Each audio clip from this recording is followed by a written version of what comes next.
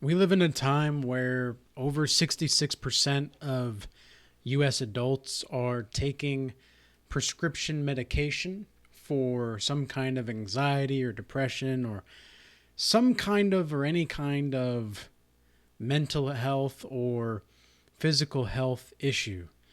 And it is really the walking dead out here, for sure. And just the other day when I was out and about, there was a woman staring at me from my peripheral vision. And she just kept staring at me, and I finally decided to look over. And when I looked into her eyes, it was as if I could feel in my stomach the churning of a demon trying to take my confidence. And it was a very disturbing experience. And the woman's eyes were very dark, very dark. And not in like her eyes were actually blue, but you could see that there was this hint of, not even a hint, there was a full on assault of darkness behind her eyes. And there was also many other times where um, I've seen this in males and females, but again, the other day I had seen a Jezebel that I hadn't seen for quite some time. And when I looked her in the eyes, it was as if there were these dark hands trying to reach out to take my soul. And these experiences over the weekend got me thinking about why these things are happening. Like, why is this happening to so many people that like they feel as though they need to take from other people in order to feel like they have a self. And I also was thinking about all my experiences with narcissism and all my experiences with people in my consultations that have talked to me about all of these different kinds of disturbances that they've had with people where it's like they literally try to take who they are. And my first video that went viral, I guess you could say, was over a year ago, and it was on narcissism, and it was called "How Narcissists Try to Take Your Life Force," something like that. And so in this video, I want to talk about how people's sense of self is being stolen from themselves. And this goes in line with a lot of politics today. There's a lot of ideologies out there that we could discuss and go into further detail in. And really, what I also would like to make note of before we go further on with the video is to make the announcement for the intimacy support group happening on December 10th. This is going to be a group session where people of all over the world, all over the world, because that's how it's been for the group sessions for the past little while anyway. People all over the world will show up to these, and we all have a virtual discussion on a topic, and each month the topic changes. And this month it's going to be the intimacy group, and males and females are welcome to join in that group. If you want to sign up, the instructions are going to be in a link under Regalchange Academy in the description box below. So now to go on with the video, I want to bring up a Bible verse or two from, well, regarding liberty and regarding what happens when people have too much liberty, specifically with women. And this is Ecclesiasticus 26:10. It says, "If thy daughter be shameless, keep her in straitly, lest she abuse herself through overmuch liberty." So what exactly does this mean? It means that there are going to be situations where when women specifically have too much liberty, they're going to choose the wrong choices.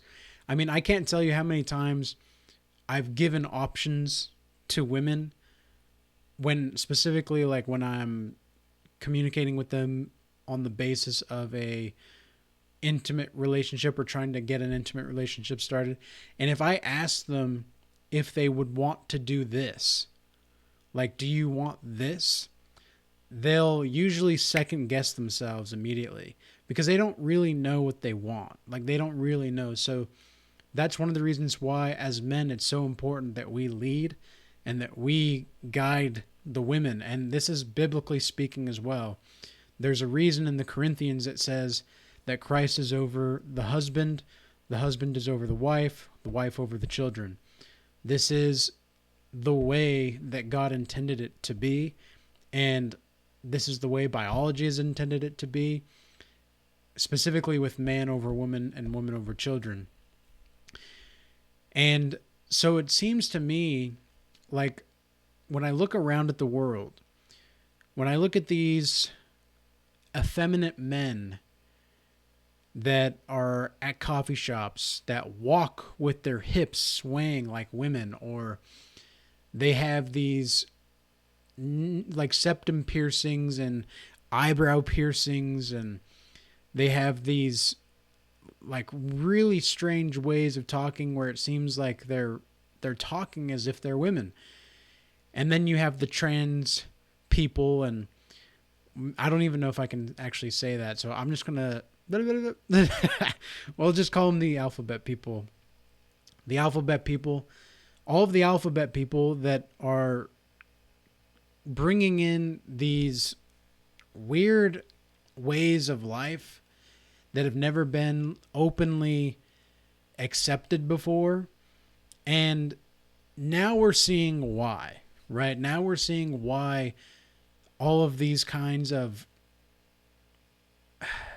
sexual perversions, because that's what they are being proliferated in our society, and the damage that it is causing to our children, to everybody around us. It's just a weird place to live. Like, I don't know if anybody's seen that movie.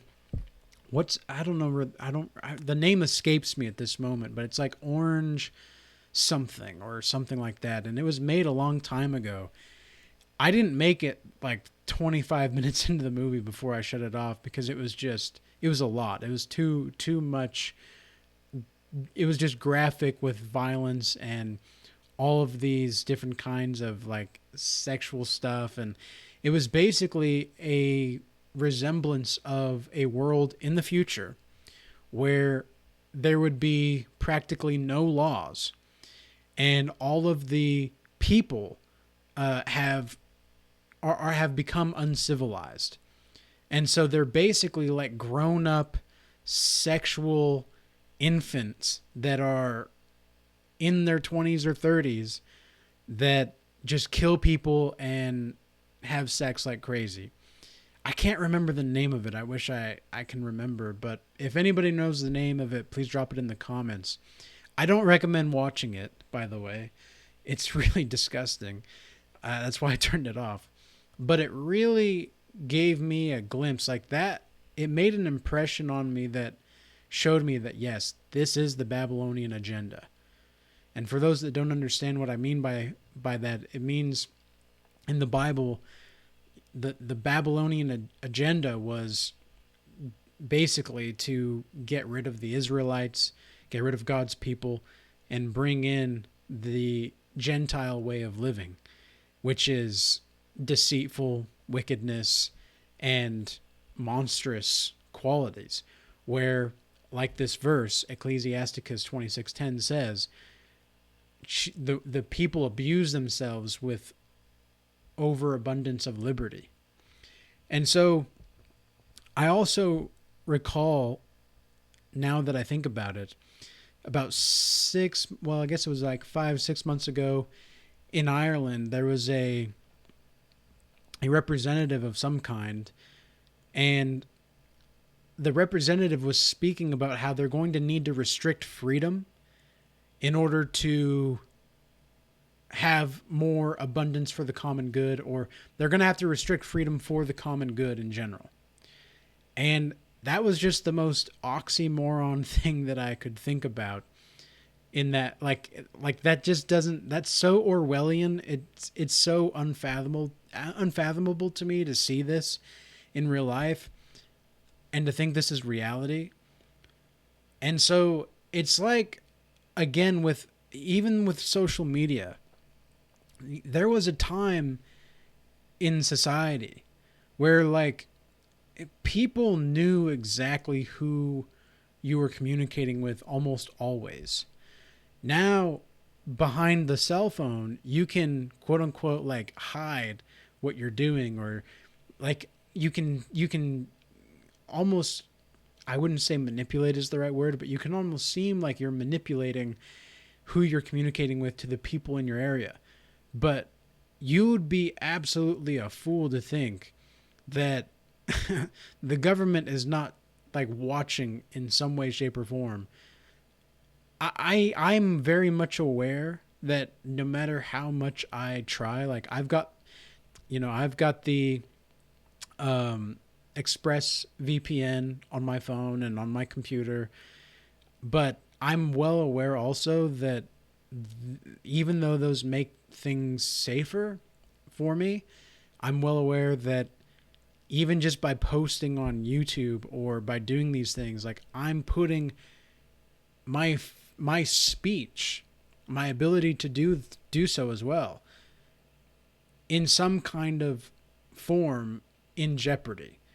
And the reason for that is because there are so many people out here that do not want this message and this kind of message to go out. Forget this channel. Forget this channel. Any kind of content like this is not going to be widely accepted. And it's a shame for me to see that, because we need this more than ever.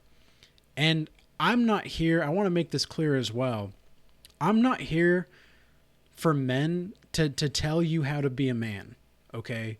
That's not my prerogative. I've had people in my consultations want me to like, well, how good are you with women, or how masculine really are you? It's like, dude, you are asking the wrong question. Like, that is not the question that you need to be asking yourself. The question that you need to be asking yourself is how you're going to get your life together. That's how you do it. I can look, my ways of life and my principles may not be exactly similar as yours. And so I highly recommend you look to who you are taking information from and what their principles are. If there are more people that are taking in content like this that have certain kinds of principles, like myself, then we're probably going to be on the same wavelength. But if you're taking this channel to be an only semen retention channel, you're wrong. This is not a semen retention only channel. In fact, I've thought about even just canceling Semen Retention Sunday for a month or so, just because I don't want to be associated only with semen retention. And I understand that there's a lot of people out there that want these kinds of videos. I understand that there's a hunger for this kind of video. But believe me when I tell you that you'll get your masculinity just by being on retention. Like, it's really simple, actually. Like, I don't really need to make all of these semen retention videos. I genuinely believe that. Now that I'm like a year and a half into it, I genuinely believe, looking back in retrospect, I don't need to make these celibacy or semen retention videos as much as I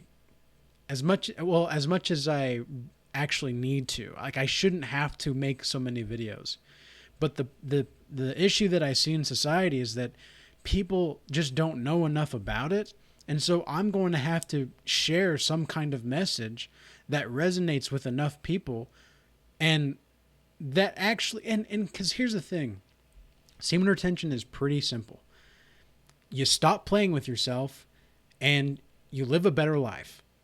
And it goes for women too. Like, you stop opening your legs for every guy and you stay pure. Like, I don't know what else is there to get. Like, Of course, there's a lot of different weird nuances of semen retention that you might have questions about, specifically with like attention from women or just like the energy that you have when you walk into a room or anything like that. But, and I'm not saying the videos that I'm making are like not useful, because they are. I would hope so. That's why I make them. I don't make content just to make content.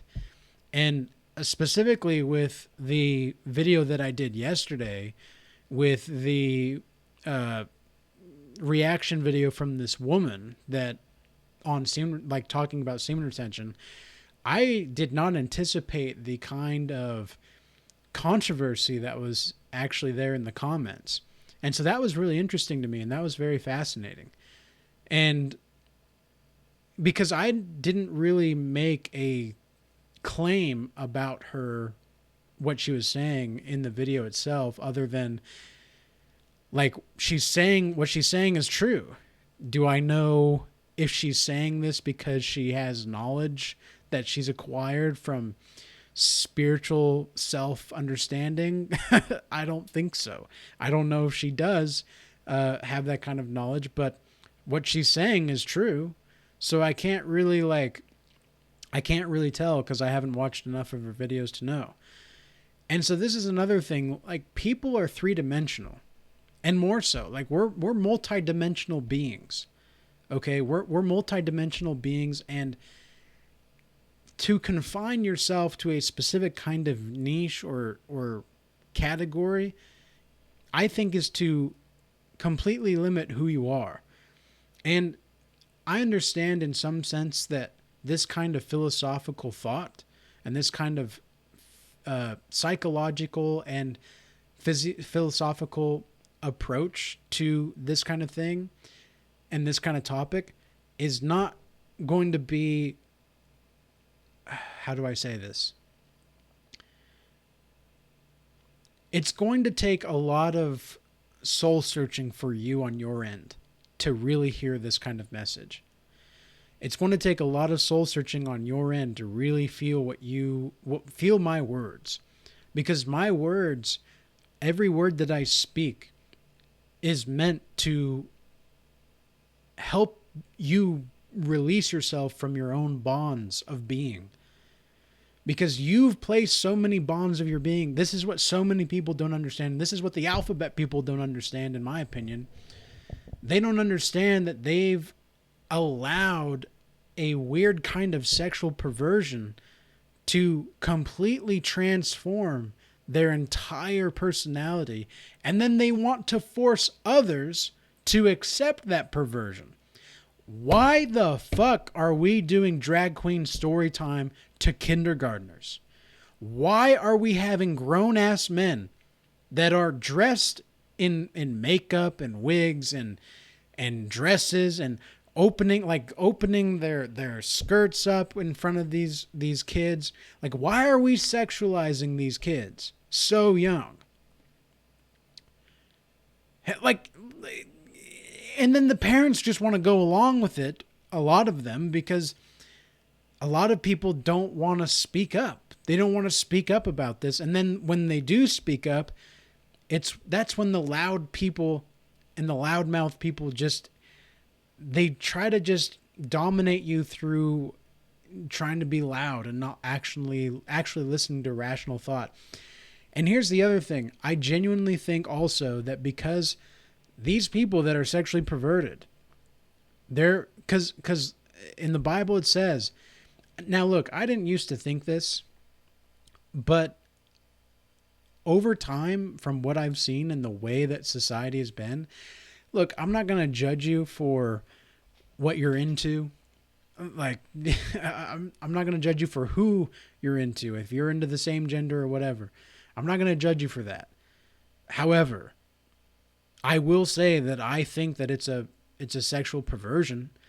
I'm not going to think that's you're any less of a human being in some way. However, I will say that as someone that follows Christ, I think you're demonically possessed. And I'm not trying to be rude or anything. I'm genuinely speaking from the heart. And look, I lived with someone that was gay for years. He was my roommate, and he had fairly conservative values, but he was still like he was still who he was, right? And at the time, it didn't really like I didn't really care. It didn't really bother me. But it was only when I moved away from that situation that I started to reflect on it a little bit more, and I thought to myself, wow, I didn't realize the kind of spirit that he was bringing into the home itself.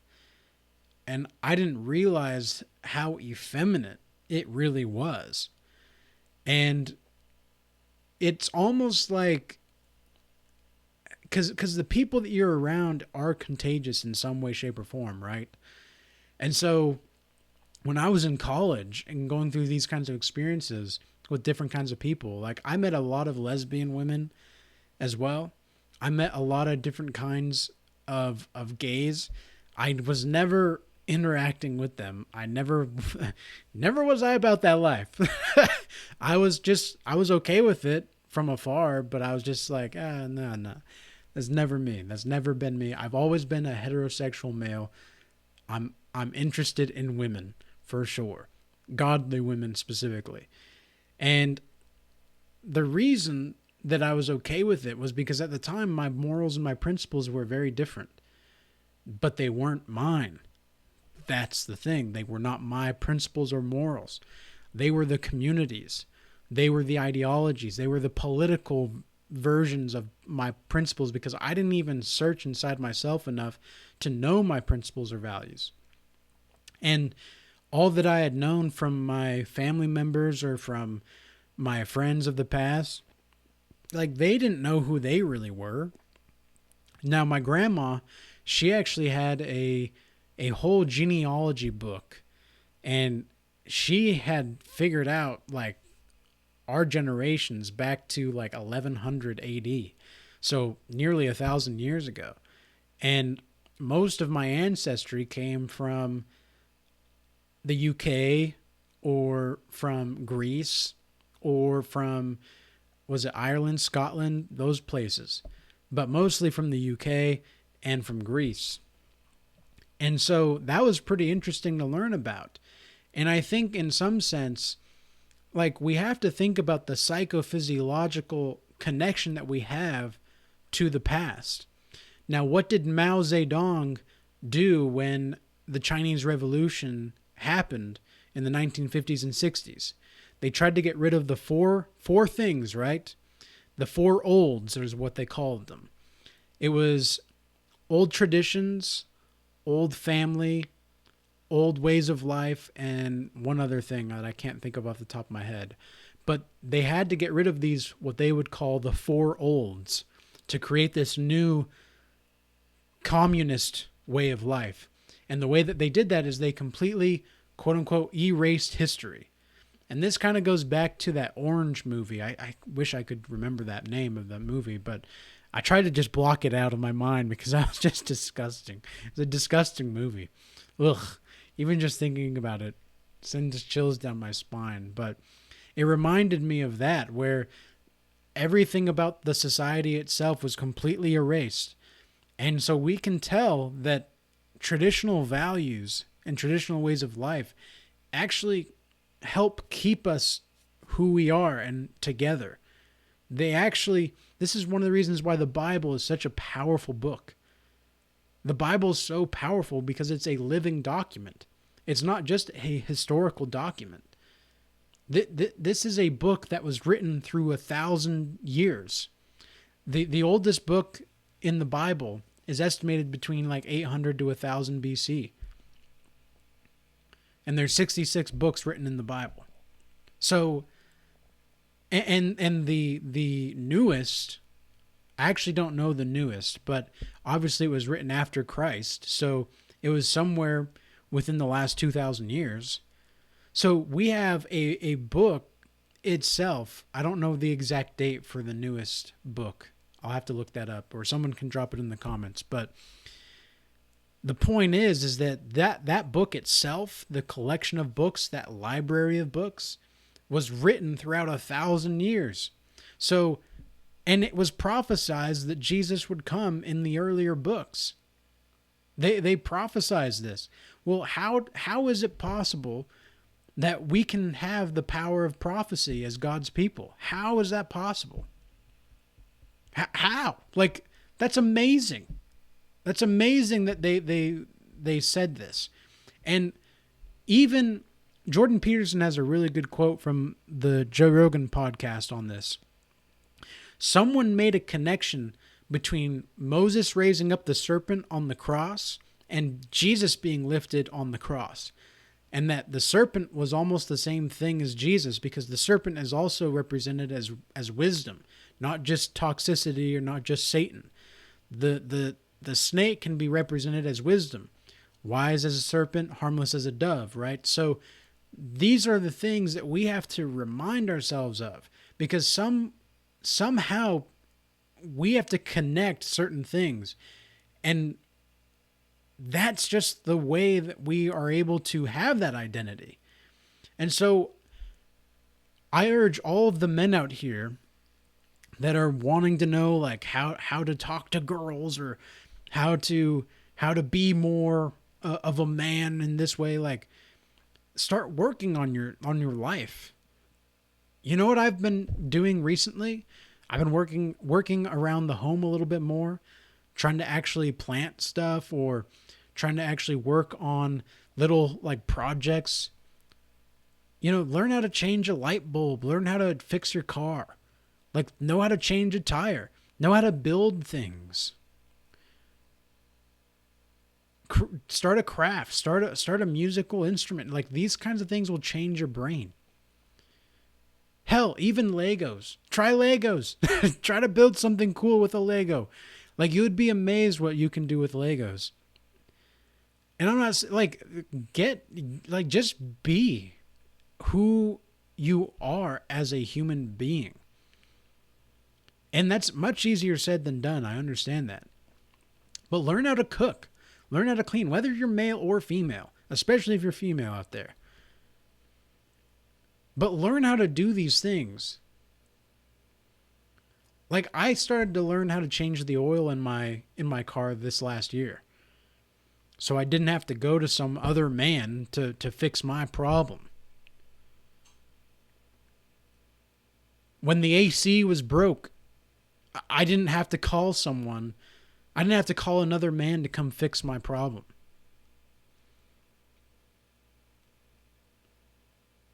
These are the things that, like, we need to do more as men. Instead of just figuring out how to talk to women more, because that's not what it's about, man. That's not what it's about. And you want to know the best way to talk to women? Do you, like, truly? Just be truthful. That's how you stay in the frame. That's how you maintain your frame. Just be truthful about yourself and about the situation.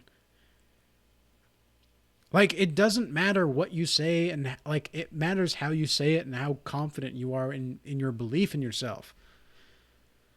Women are attracted to the internal stability of you. They're attracted to the signs of competence. So are you competent?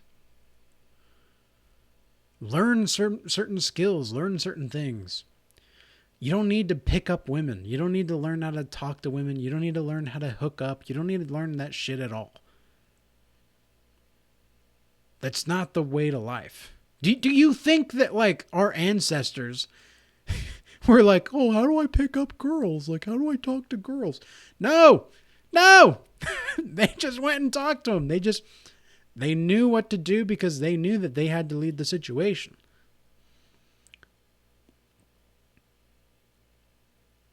What do you do in chess? Think about chess. How do you play chess? You move in a certain way to make sure and to strategize that further down the line, what you want to happen will happen. It's the exact same thing with life in general, but with women specifically as well. You just have to make moves. Like, when you say make your move, right? Like, shoot your shot. You have to set up the move to shoot your shot and go with it. But to be honest with you, you shouldn't even be worrying about that until you've got your life together in some way, shape, or form. So, self-identity is being stolen from us by ourselves because we just haven't learned what to do with it. We just haven't learned what to do with ourselves because we're to a point to where we don't need to hunt. We don't need to gather food. We don't need to farm. Most of us, anyway.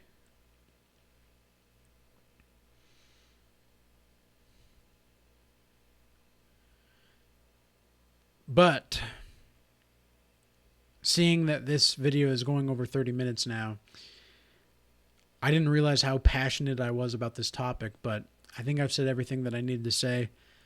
I hope this message was useful and insightful. Again, I'm not here to be like someone to show you how to be a man or to tell you how to be a man. Semen retention will do that for you. You will get in touch with yourself doing that by not touching yourself. But anyway, peace be with you. Till next time.